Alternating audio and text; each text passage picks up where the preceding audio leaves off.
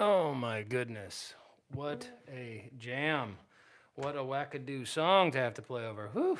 Just warming up here. Hey everybody, how's it going? This is Jack Devine. Welcome back to another shot at the old office hours concept. And here I am down in the cellar between some lessons, and I figured I would throw up this little loop that I just made of I Know You Rider and the jam that it contains. So what are we working with here? Largely D mix a Lydian, and then we're looking at some F Lydian and C major ideas. So over top of the main part of the groove, we're looking at this kind of D major chord. Let's get this. C major, G major. So basically we're playing D mix a Lydian ideas. Okay, so this kind of idea. Okay. C with a sharp 4, and then straight G major. All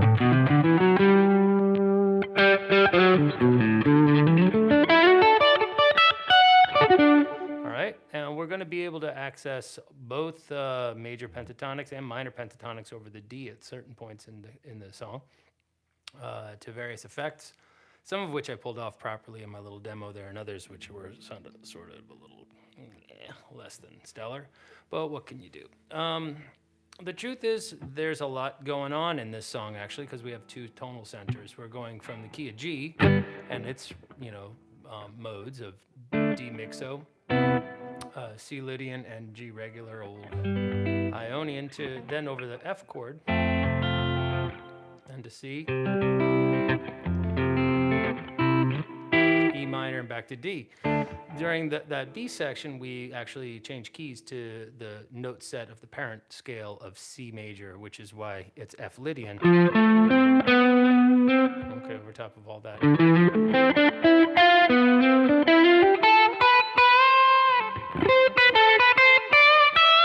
So if you're unaware of what makes C Lydian sound like C Lydian, it's that sharp 4. Hang on a second here. I think this needs to come up just a little bit. Here we go. Now we've got the voice of Jack in your face.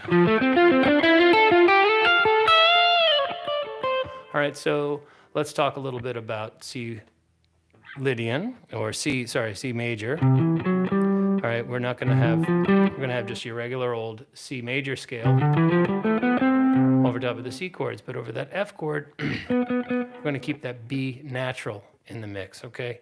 Don't think that kind of F major.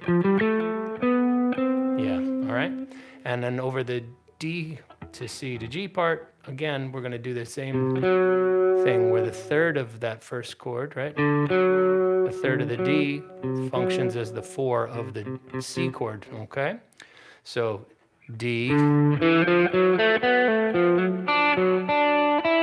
C, see that's the sharp 4, right? Back to G.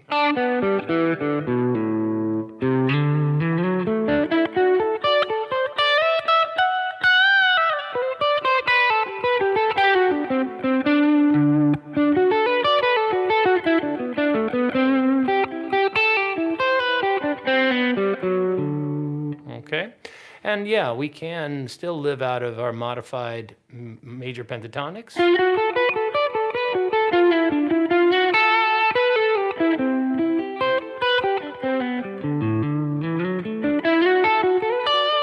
Largely we are, but we're going to add the occasional flat 7 and 9.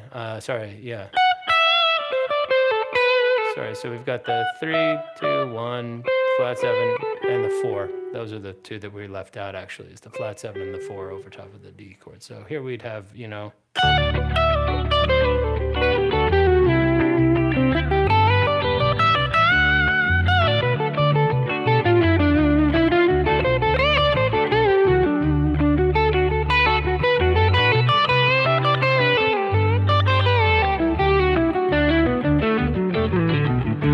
we go, F major. That note. Okay. not a chord tone. We want to use it as passing.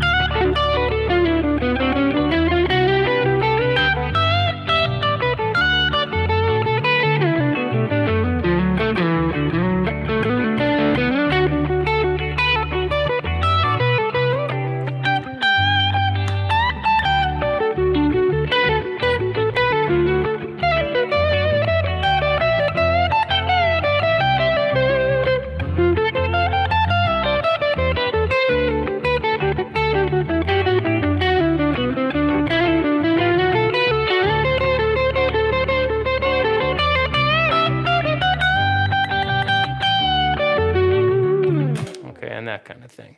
So let me get a hold of my telephone and see if we've got anybody who's tuned into us. I can't see questions on the big screen of the camera that I'm using here. Let's see what we've got here.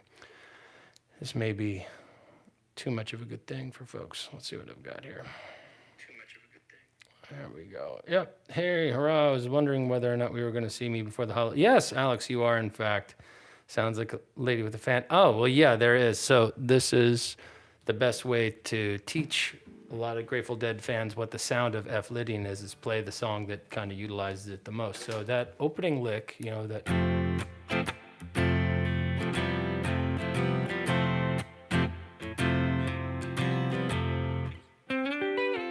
all that business. Well, what are we hearing there? We're hearing a G triad, back to an F triad.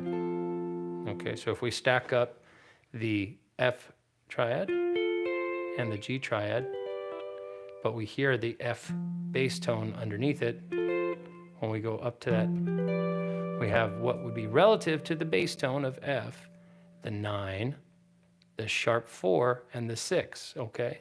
So by playing that kind of sound, you end up with a that kind of theme that we hear there. So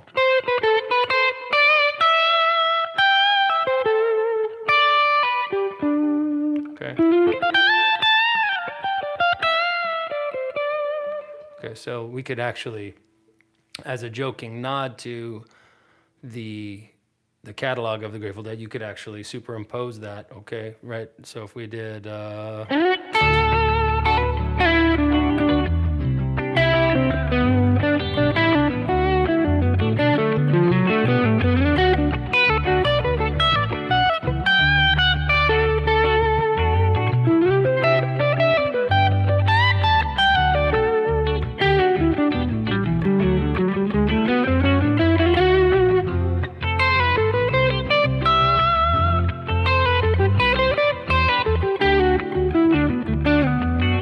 kind of sandwich it in there just for fun, just to double check that that's in fact what is working. Okay. Hey, James Jones, how's it going, sir? It's nice to see you here at an office hours. Anybody got any questiones or anything they want to share or you know, ask about? I'm happy to field any questions. This is a live chat, so happy to, you know, do a little talky talk with anybody. Otherwise, you know, I was just going to share that little bit of information because I remember feeling a little confused back when I was kind of a young buck and approaching some of this stuff, thinking, wow, why all these major chords? And here I am playing the major scale over the top of that C major. And it sounds nasty. It doesn't sound so good when I go over top of that change, right? I was very disappointed always.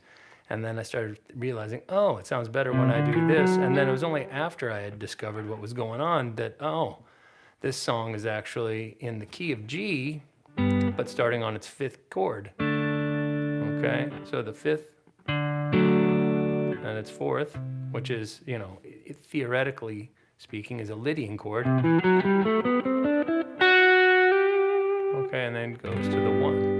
All right, but, you know, as it stands, it starts and ends on this D, so we call the song out as being in D Lydian because it is, but those scales are born out of the parent scale of G major, okay? And likewise, when we shift to the F section, we don't start on the 1 chord of the new key center or parent scale, we start on its 4, so...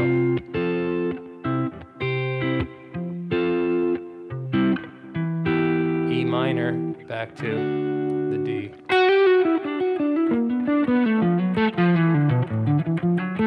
Okay, so what do we have to work with? We've got your D major pentatonic, but we can add flat threes.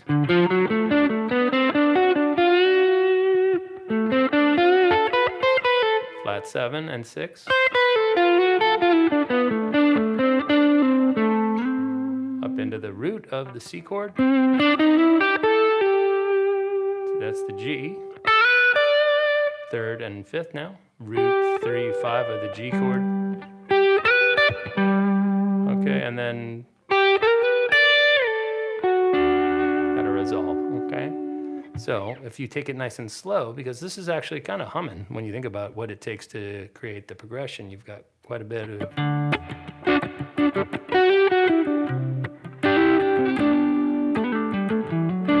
that kind of stuff going on under it. So here, let's listen to that.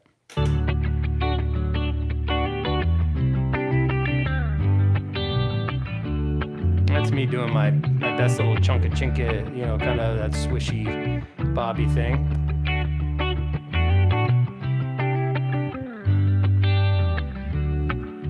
Okay, so you know it's kind of moving. It's not as slow as you think it is. Okay, so one of the nicer little licks that we can do is stacking up these series of pull-offs. Okay, like that, and connecting the dots between this A position chord. That's a D, all right? So watch this. We'll get the, it's gonna look like this.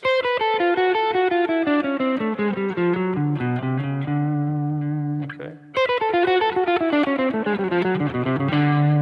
That's a lot of picking, okay? So you can do it with pull-offs and you can do it with triplets.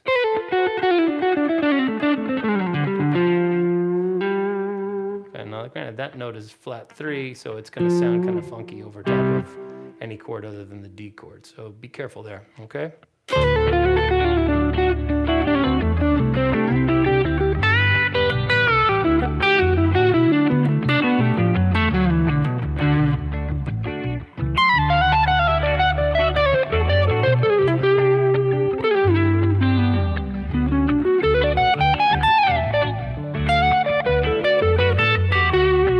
Like that kind of thing, okay?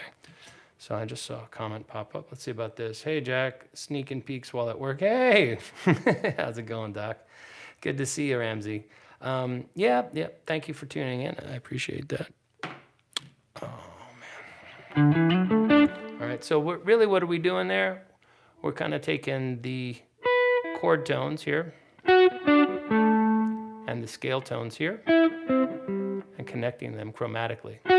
So chord, chromatic, scale, chord, chromatic, scale, chord, chromatic, scale, okay? And we're gonna be able to go. This chromatically approaches up into another chord tone. So.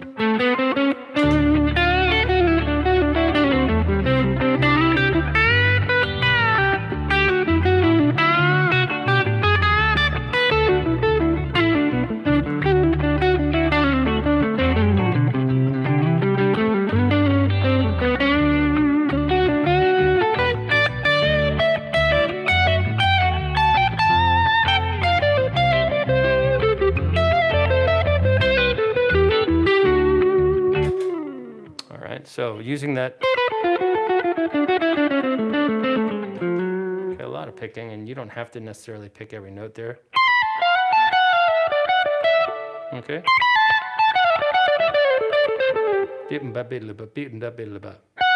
So, okay, that's what I'm doing.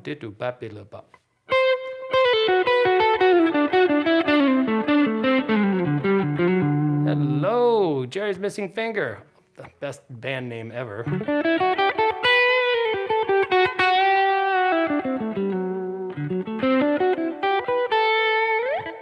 All right, so if we're looking at those licks, don't forget to use that flat 3 on the way up. Okay, we can also just...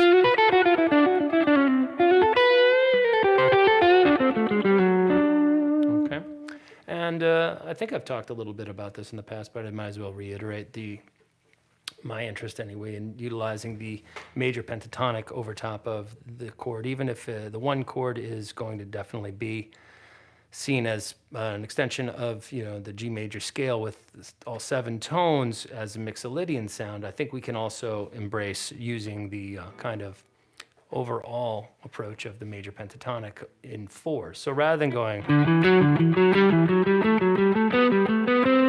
okay, which is kind of a, it's okay, don't get me wrong, but it's just not really my preferred sound of playing 4s, do-do-do-ba-da, do-do-ba-da, you know, that kind of thing.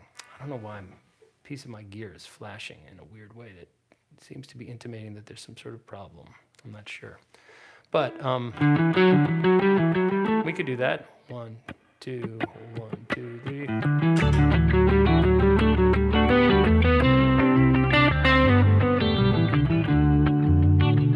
Right?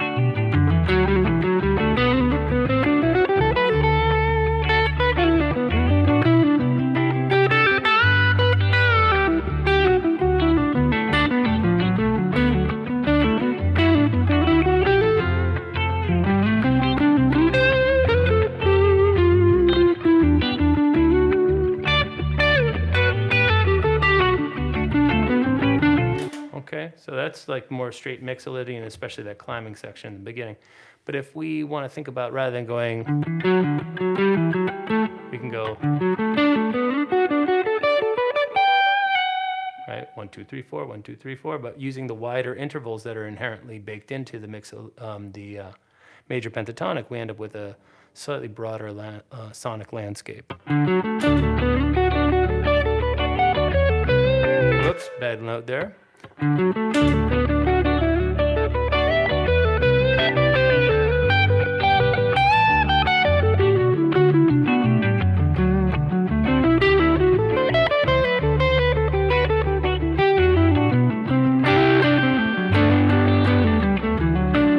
Okay, now that ending bit was not purely major pentatonic. That was utilizing all kinds of voodoo. Okay, but the idea is still pretty intact. I think this. Okay, 1, 2, 3, 4, 1, 2, slide 4, 1, 2, 3, 4, 1, 2, slide 4. Okay, and all we're hearing is the 1, 3, 5 root, then 5, 6 slide back up to the root. So it kind of forms a D6 sound.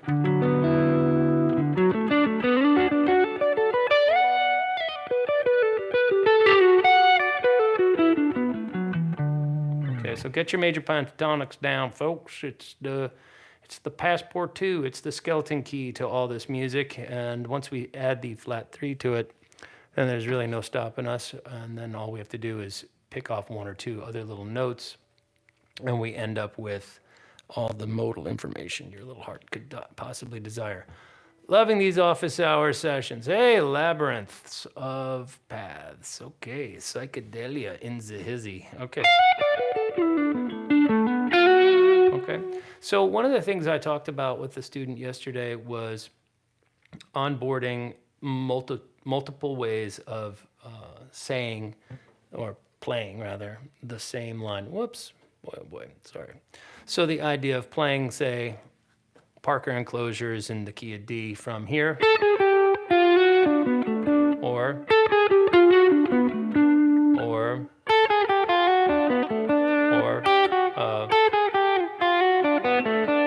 right? And that's all just like maybe finding 3 or 4 ways of doing, pardon me, each little line and having multitudes of them. So,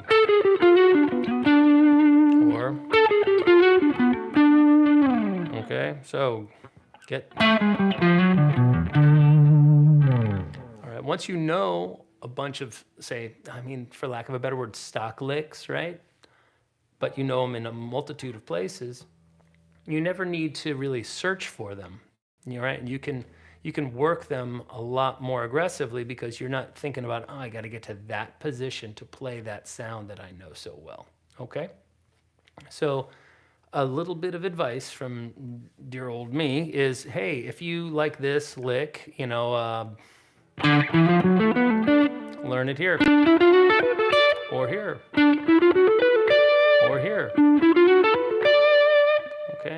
you got to have multitudes, okay? So those are lesser flat G runs out of the key of D, all right? And if you guys don't know your lesser flat G runs, well then naughty, naughty, all right? You got to get that stuff together. The bulk of this vocabulary is actually stolen from and repurposed bluegrass licks. That's what a lot of Garcia's stuff is. But you add enough Orange Sunshine to some bluegrass and maybe a cranked up twin, and the next thing you know, you got lightning in a bottle. And you got a couple of geniuses in the band too. Don't forget about that. Let's be honest. I mean, a lot of weird stuff. Well, I wanted to ask a question, but you disappeared. Let me look on the main thingy here. What's your question? Wanted to ask a question, but you seem to answer them by the time I typed them out. What was your what was your question, bro? Maybe I haven't unearthed everything or shared everything I have to share, which is Labyrinth. Hook me up, buddy. All right. How's that lavalier microphone working for everybody? It's pretty tight. I think it's, I hope it's not overdriving anybody's thing. So, D, mix a Lydian. Okay.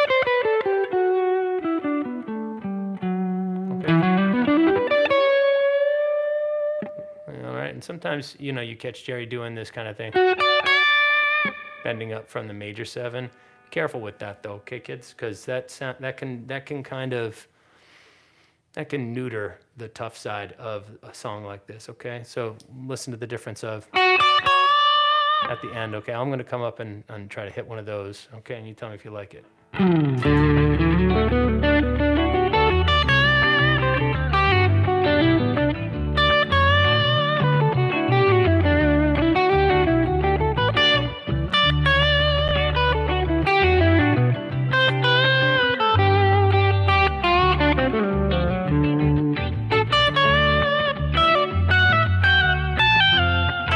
It sounds okay, just got to be careful.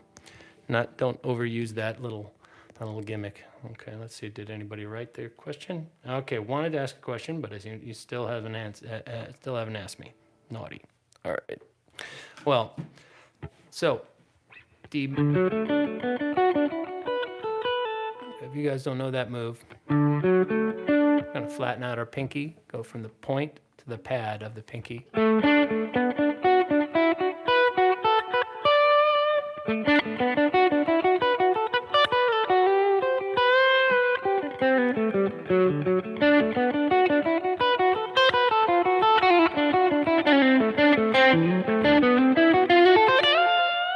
Okay, so let's look at this little move. I do this all the time, and I don't share it nearly enough. All right, and we're going to come up into the 3rd from the flat 3. Okay, 1, 2, 3, 4. 1, 2, 3, 4. Okay, so that's root. Sorry. Over the D chord, we're coming up flat 3, 3, 5, root. Okay,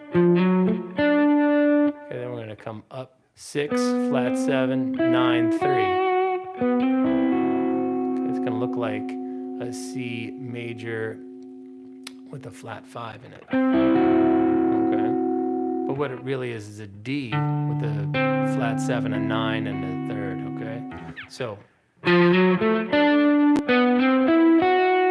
then we're going to take that same shape of, and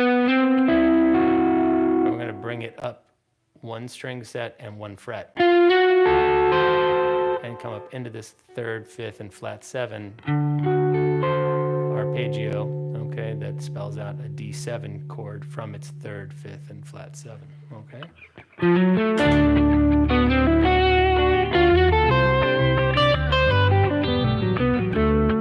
Let's try it again.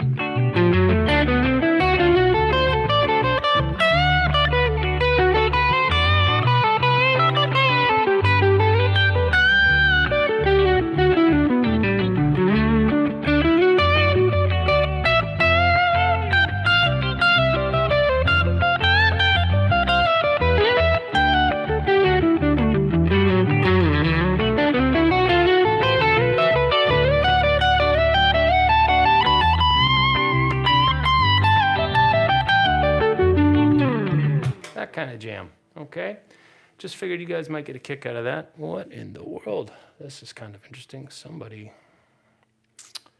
nope, nobody there.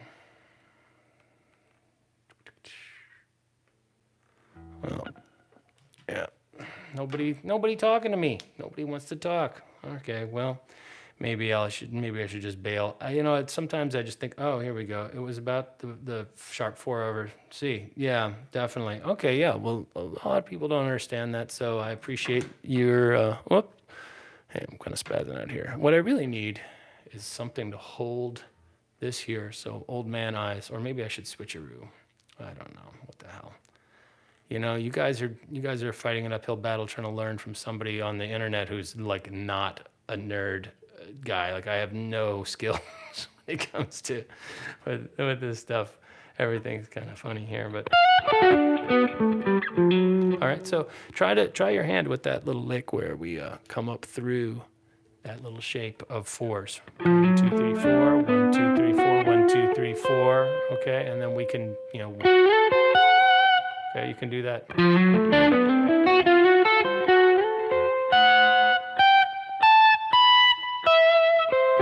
Okay, make your way up like that. Okay,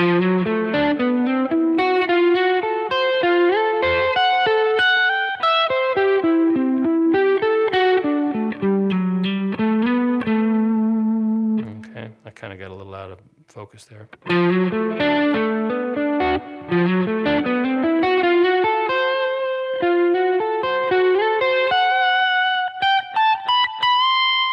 That's the C, okay? And then down into the G chord.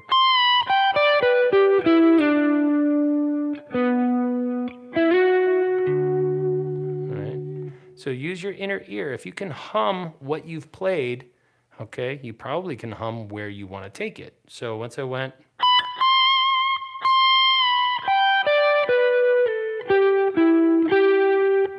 boom. Okay. In particular, you should target the thirds of the chords that you're changing into. Well, you're not changing into, but you're playing into that change. Okay. So over the top of the D, you're shooting for F sharps. Over top of the E, E's. Hopefully in tune E's. Mo better. And then the B over top of the G chord. Okay. So.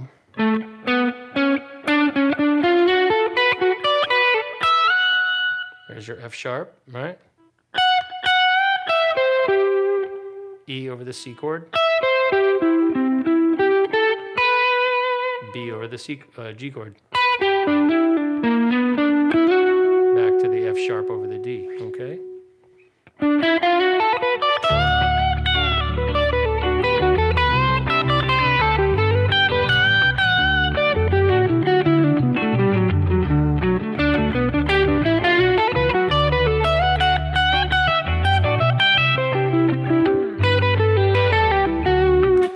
Say it's the key to the sound. Let me answer that question because it's a really good one.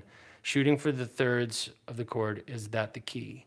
Well, it certainly is one of the essential moves, all right? It's one of the things that's going to give your playing the sensation of being, I guess, like that you're playing the actual melody of the song rather than just, if we hit, okay, there's a lot of shared tones, right? If we hit the G note, for example, is in all 3 of these chords. It means very little over the D chord. Listen, over the D chord, nothing major. It's unresolved. Over the, means something there, but means nothing there. So if we start thinking about the third over top of the D chord, yum, okay, 5. Okay, so that's just like a very, now if we just target those notes again, but play around. Oh, sorry, let's get it. I forgot it wasn't just the verse progression. So let's go, I'm gonna walk up to the third from the root. Root 2, flat 3, 3.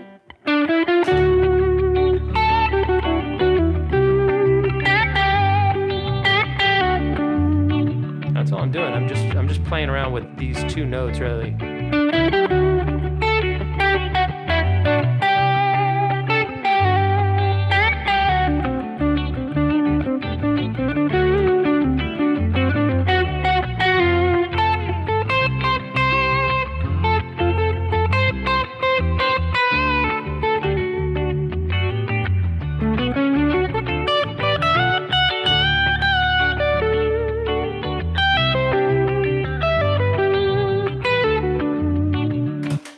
So again, little chord fragment shapes. A little D chord. A little C chord shape from its fifth. Okay, and then a little G chord shape. Or, okay, very tasty approach. Just doing little chord fragments.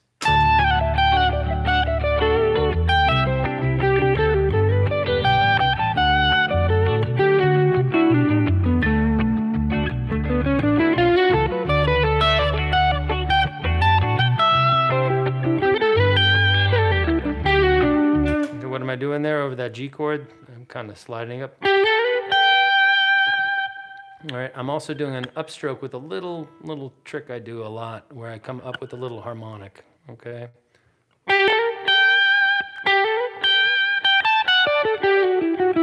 So lots of upward strokes with a little bit of the chubby part of my flesh coming over top of there.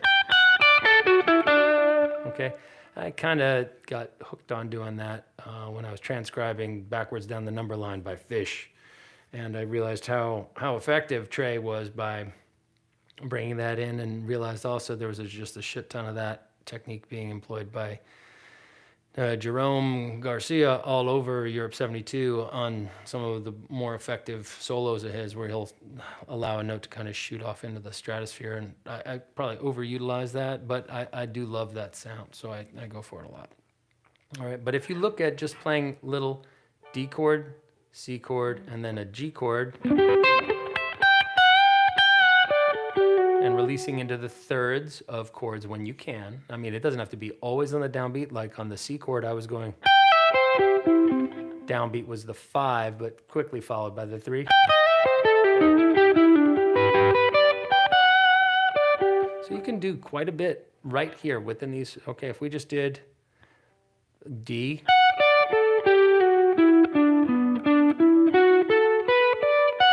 C, G, D,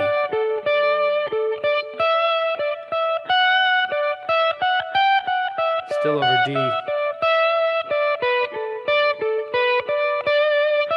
D, C, G, back to D.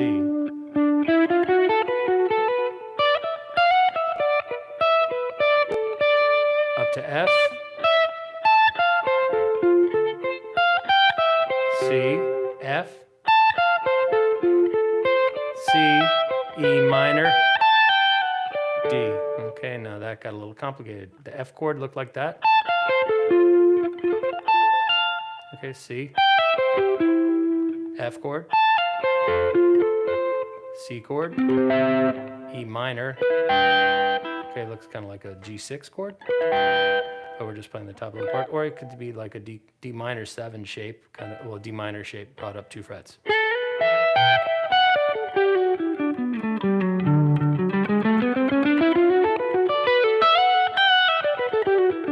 And by the way, caution, the Strat super bright on the middle pickup is a super unforgiving sound, so careful, folks. You could hurt somebody with that thing.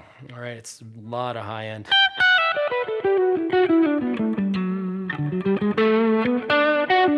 Now, I may occasionally start off of the major 7, like that kind of thing, but that's just, you know, that's just kind of a trope. That's kind of a cliche. I wouldn't feel too bad not going, because that doesn't really, that's not the melody of like that approach tone, like.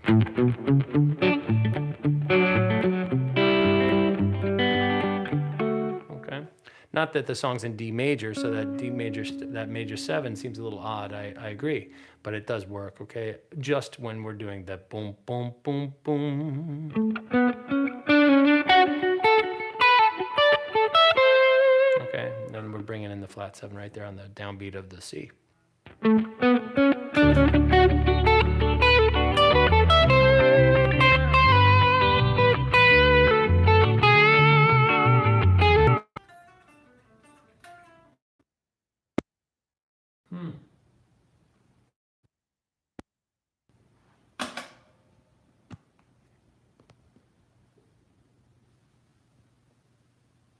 I appear to have lost power.